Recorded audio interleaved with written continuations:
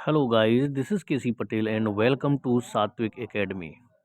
सात्विक एकेडमी के YouTube channel में आप सभी का स्वागत है। मध्य प्रदेश शासन वित्त विभाग वल्लभ भवन मंत्रालय भोपाल के द्वारा एक आदेश जारी किया गया है, जो कि सीधी भर्ती से रिलेटेड ये आदेश है। और ये आदेश आप लोगों का 18 नवंबर 2024 यानी कि आज जारी किया गया है।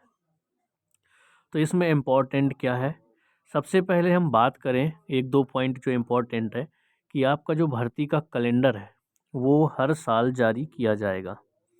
दूसरा, आपके लगातार इसमें 5 साल में जो भर्ती होने वाली हैं उनकी जानकारी दी गई है कि आपकी जो भर्ती है वो किस हिसाब से होने वाली है। ओबीसी के पद जो अभी तक भर्ती हो चुकी है, ओबीसी के पदों को रिक्त पदों में काउंट नहीं किया जाएगा। समझ पा रहे हैं आप कि यदि ओबीसी जो होल्ड पद किए गए हैं तो उन पदों को रिक्त पद ना मान करके, क्योंकि ओबीसी होल्ड कभी भी ओपन हो सकता है, या फिर जिसके भी पक्ष में जाएगा तो उनको रिक्त पद के रूप में नहीं माना जाएगा। ठीक है, तो ये जो सब्जेक्ट है आपका, इसमें सीधी भर्ती के रिक्त पदों पर प्रथम श्रेणी, द्वितीय श्रेणी एवं तृतीय श्रेणी के विभिन्न संवर्गों में भर्ती किए जाने विषय के आदेश जारी किया गया है। इसमें वित्त विभाग के अलग अलग आदेश संदर्भ में दिए गए हैं, जैसे कि आपका वित्त विभाग का परिपत्र क्रमांक ये 2013 का, इसके बाद 2021, 2023 का दिया हुआ है, फिर 2022 के 2 आदेश दिए गए। तो ये सारे आदेश हैं वित्त विभाग के जो पहले जारी किए गए, और इसमें पद जो होंगे वो प्रथम श्रेणी के होंगे, द्वितीय श्रेणी के और तृतीय श्रेणी के। पूरी जानकारी के लिए आप लोगों को लास्ट तक बने रहना होगा। एक एक पॉइंट आपको समझ में आ जाएंगे कि आपकी जो आगे आने वाली भर्ती है वो किस हिसाब से होने वाली। चलिए एक सेकेंड। संकल्प पत्र 2024 में रोजगार के अवसर बिंदु में उल्लेख है कि हम अगले 5 वर्षों में 5 वर्षों में 2.5 लाख सरकारी नौकरियां प्रदान करेंगे। प्रत्येक वर्ष सरकारी परीक्षा कैलेंडर भी जारी किया जाएगा। ये 5 साल का पूरा टारगेट बनाया गया है कि 5 साल में गवर्नमेंट जो जॉब है वो कम से कम 2.5 लाख की भर्ती हो, और इसके लिए कैलेंडर जो होगा वो आपका हर साल जारी किया जाएगा।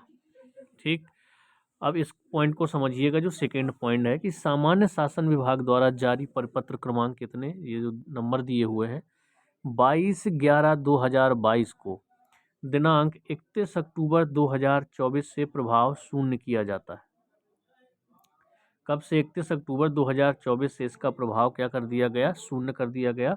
सामान्य प्रशासन विभाग द्वारा जारी ये जो सारे परिपत्र हैं, इन परिपत्रों के आधार पर ऐसे रिक्त पदों पर जिन पर विभागों द्वारा 30 अक्टूबर 2024 तक निम्नानुसार कार्यवाही की गई है वह निरस्त नहीं मानी जाएगी। ये पॉइंट शायद आपको समझ में आ जाए। देखिए, 30 अक्टूबर 2024 तक जो भर्तियां हो चुकी हैं, जिनमें कार्यवाही की जा चुकी है, उनको निरस्त नहीं माना जाएगा। इस बात को याद रखिएगा। कौन कौन सी इसमें भर्तियां हैं, कौन कौन सी वैकेंसी हैं, इन 2 पॉइंट को समझिएगा। सीधी भर्ती के रिक्त पदों पर भर्ती के लिए कार्यवाही हेतु पत्र कर्मचारी चयन मंडल मध्य प्रदेश लोक सेवा आयोग अन्य संस्था को प्रेषित किए गए हैं। नियुक्ति की जा चुकी है परंतु कार्यभार ग्रहण किया जाना शेष है तो उनको दिया जाएगा। परीक्षा परिणाम के आधार पर नियुक्ति पत्र जारी किया जाना अभी शेष है तो उनकी जारी होंगे। इन पदों को रिक्त नहीं माना जाएगा। अगला पॉइंट है, राज्य शासन में सीधी भर्ती के रिक्त पदों के भरे जाने के संबंध में वित्त विभाग के परिपत्र 3/11/2013 एवं सेकेंड प्रपत्र था आपका 13 अगस्त 2021। मुख्य रूप से संवर्ग में स्वीकृत पदों के आधार पर 5% पदों की ही सीधी भर्ती से पद पूर्ति करने हेतु प्रशासकीय विभाग को अधिकृत किया गया है। को इस परिपत्र की प्रभावशीलता अवधि अर्थात 2028-29 तक के लिए स्थगित की जाती है। मतलब अगले जो आपकी 5 साल के लिए लगातार जो भर्ती की जानी है, 2023-24 से भर्ती जो आपकी अक्टूबर में दिया हुआ, तो अगले 5 साल के लिए ये प्रभावशील किया गया है। ठीक है, और इन सभी को क्या कर दिया गया? स्थगित कर दिया गया। 5% भर्ती वाला जो पहले होता था ना कि 5% पदों की सीधी भर्ती से पद पूर्ति करने हेतु जो आपका आदेश था उसको निरस्त कर दिया गया है। कब तक के लिए? 28 और 29 तक के लिए। राज्य शासन द्वारा निर्णय लिया गया है कि प्रथम श्रेणी, द्वितीय श्रेणी एवं तृतीय श्रेणी के सीधी भर्ती के रिक्त पदों की पूर्ति निम्नांकित गणना के अनुसार की जाए। किस तरीके से की जानी है, अब इसको समझिएगा कि जो आपको खाली पद जो काउंट किए जाने हैं उनके बारे में। सर्वप्रथम प्रत्येक संवर्ग में दिनांक 1/4/2024 की स्थिति में सीधी भर्ती के रिक्त पदों की गणना की जाए, यानी कि 1 अप्रैल 2024 की स्थिति में ही काउंट किए जाने हैं जितने भी रिक्त पद होंगे।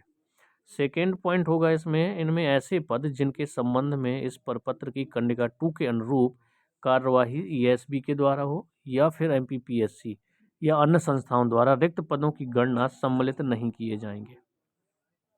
कौन कौन से?